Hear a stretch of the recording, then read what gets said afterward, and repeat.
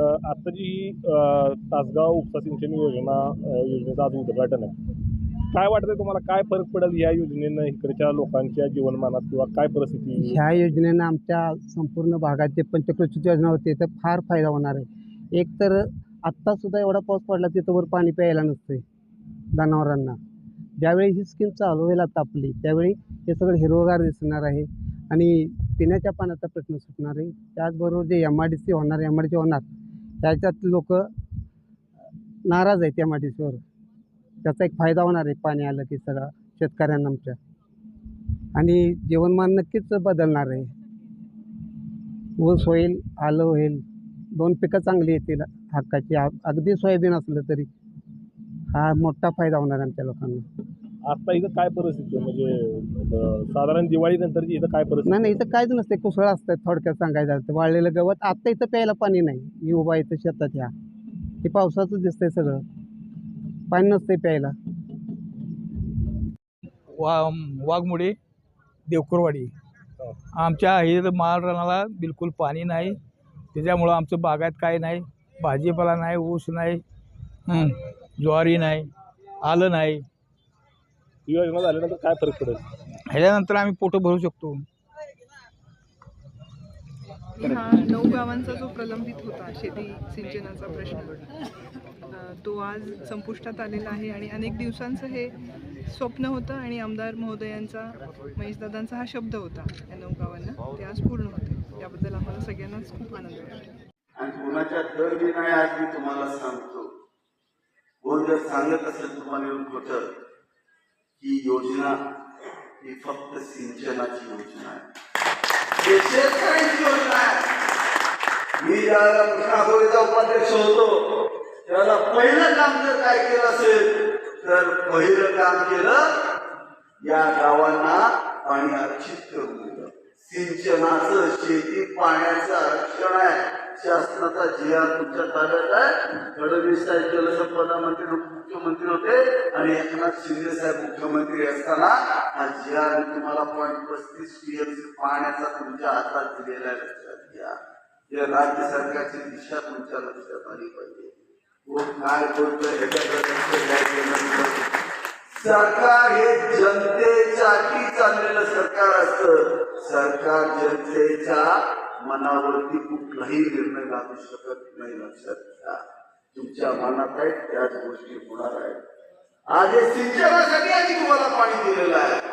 अरे तुम्ही विचार करा, देवकरवाडी सारखं छोटस गाव आहे, माझा धनगर समाज त्या ठिकाणी वय सरपंच आहे, सगळे त्या ठिकाणी आहे. अरे रात्रंदिवस कष्ट करतात. अरे कोथिंबीरचं गाव महाराष्ट्रात सगळ्यात फेमस असणारे गाव. 600-700 वोट आमच्या जनतेनं त्या ठिकाणी मारलेले आहेत. अरे 2 बॅरल पाणी आलं तर रातभर चालून 2 बॅरलवरती कोथिंबीर काढून जनतेला आदर्श असं त्यांनी त्या ठिकाणी काम करून दाखवलं. अरे 2-2 बॅरल मध्ये आणि कोथिंबीर त्यांनी विकली. अख्ख्या महाराष्ट्राला कोथिंबीर सप्लाय करायचं काम आज देवकरवाडी करतंय. अरे रात्रंदिवस कष्ट करणारी ही लोक आहेत. तुम्ही काळजी करू नका. आता आपला लढा न्यायालयात आहे. न्यायालयातल्या लढाईच्या विरोधात कोण येऊ शकत नाही. सगळे आपण वस्तुनिष्ठ पुरावे दिलेले आहेत. आज हे पाणी पण शासनानं सिंचनासाठी मंजूर केलेलं आहे. हेही आम्ही उच्च न्यायालयाला सांगितलेलं आहे. आज एवढा पैसा तुमच्या शेतासाठी सरकार खर्च करतंय हे तुम्ही लक्षात घेतलं पाहिजे. आणि शिके मारलाय कुणी त्यांना प्रश्न विचार. महेश शिंदेला एकच माहिती आहे, इथला शेतकरी सुखी समृद्ध झाला पाहिजे. अरे चला खटाव तालुक्यामध्ये मध्ये सुद्धा इलेक्शनच्या आधी माझ्या विरुद्ध बरंच काही बोललं गेलं होतं. अरे जे खटापूरच्या माध्यमातून महेश शिंदेला पाणी खटावला गेलं. संदीपराव सगळीकडे ही लोक गेली. जे खटापूर योजना फक्त खटावसाठीच आहे आणि महेश शिंदेला सगळं पाणी नदीतनं उचलून गेलं. किरण आहे खरंय का खोटं आहे? आमच्या पूर्वांच्या डोकं फिरवलं होतं त्यांचं असं सांगितलं पाणी नेलं. त्याच वेळा ठामपणे सांगितलं जे गटापूर योजना फक्त खटाव तालुक्यासाठी नाही, ती कोरेगाव मतदारसंघाची योजना आहे आणि ते आज विकसित होते. आणि आता वरण्याचा तलाव भरला तर पाणी जयश्रीराना मालिक ठेवतो त्याच्या तरला गेलंच नाही पाहिजे अंगापूरला पाणी उपर फुटत ना खाली अंगाच्या उकळी फुटत तर उपयोगी फुटते बापू खरं आहे का 100% पाणी खाली जाणार. आज जरी योजना जमवांची असली तर पाणी कोणाकोणाला जवळची काय पाजायचं थांबणार आहे की वरण्याची बाजणार आहे. अरे अगदी खिडवाडीपर्यंत ही पाणी घेऊन जाणार आहे. काळजी करू नका 100% पाणी खिडवाडीपर्यंत जाणार आहे. अरे माझं तेवढं पाणी देणार आहे. या कोरेगाव मतदारसंघ 98% सिंचनाखाली आणण्याशिवाय गप्प बसणार हा शब्द मी तुम्हाला दिला होता. आणि या राज्याचा मुख्यमंत्री देवेंद्र फडणवीसांसारखा एक आदर्श आणि प्रामाणिक मुख्यमंत्री आहे. आज ह्या माणसानं जो शब्द 2014 मतदारसंघामध्ये मला दिला आज तेवढ्या क्षमतेने तो आपल्या पाठीशी उपाय आणि त्याचे हे द्रुत करायचं. आपल्या मतदारसंघावरती प्रेम करतात ते. आज त्यांनी महाराष्ट्रात कुणाला जेवढा निधी दिला नाही तेवढा 2200 कोटी रुपयाचा निधी आपल्या कोरेगाव मतदारसंघाला दिला. कशाला दिला?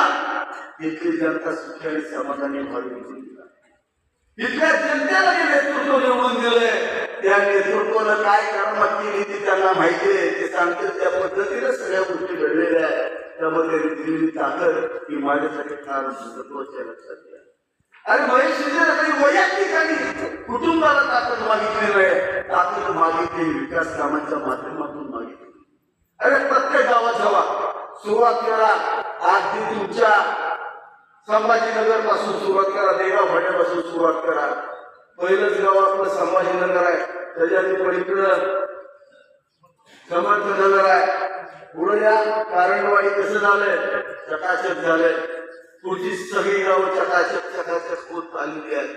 मी इथं तुमचं गाव पण बापू 1 नंबर कॉन्क्रीटचं चकाचक केलंय. आता मुलं म्हणतात रस्ता कधी करणार. थोडा पिकाला ताण द्यावा लागला. लय पाणी पाजलं की नुसतंच टाकात वाढते कणसात काहीच येत नाही. बघा तुम्ही थोडा ताण दिला की कणस मजबूत वाढते. नाहीतर उद्या दुखते वाढते 8 फुटाचं आणि कणस 1 पोतभर. या करायला काय उपयोग आहे का? दाणे 1 पोतभर उपयोग आहे का? ते ताण कधी द्यायचा कधी ओके कार्यक्रम करायचे मला माहिती आहे. पण काळजी करू नका. देगाव फाट्यापासून अंगापूर पर्यंतचा रस्ता कसल्याही परिस्थितीमध्ये पुढच्या वर्षी एडीबी मध्ये घालून पूर्ण कॉन्क्रीटचा करणार. 50 कोटीचा रस्ता करणार. त्यामुळे कुणी चिंता करायची कारण नाही. मतदारसंघाची चिंता माझ्यावर सोडा. आता बाकीच्यांची खरी उठली आणि मतदारसंघातनं खरी मोडल्याची आता यांनी बैलगाड्यात सगळं बांधलंय अनगायची झालेली. आता कोण जर विचार करत असेल महागाई येतात तर त्याची बस्ती बसायला तेव्हा 2 पिकं निघून जाते. एवढंच लक्षात ठेवा. कुठला बोंगाळ असेल तोच विचार करत त्या पिकाच्या आधीच माझी बस्ती बसेल गैरसमज आहे. राज्यामधलं सरकार चांगलं काम करतंय. केंद्रातलं सरकार चांगलं काम करतंय. सगळ्या सामान्य माणसांना अभिप्रेत असणारं काम करतंय आणि तेच काम आज आपल्या कोरेगाव मतदारसंघामध्ये होत आहे. आपण जो लढा विकासाचा या ठिकाणी उभा केला तो लढा आपल्याला पुढे न्यायचे लक्षात घ्या. नुसतं आपण फक्त रस्ते आणि हे केलं नाही तर पाणी पण दिलंय.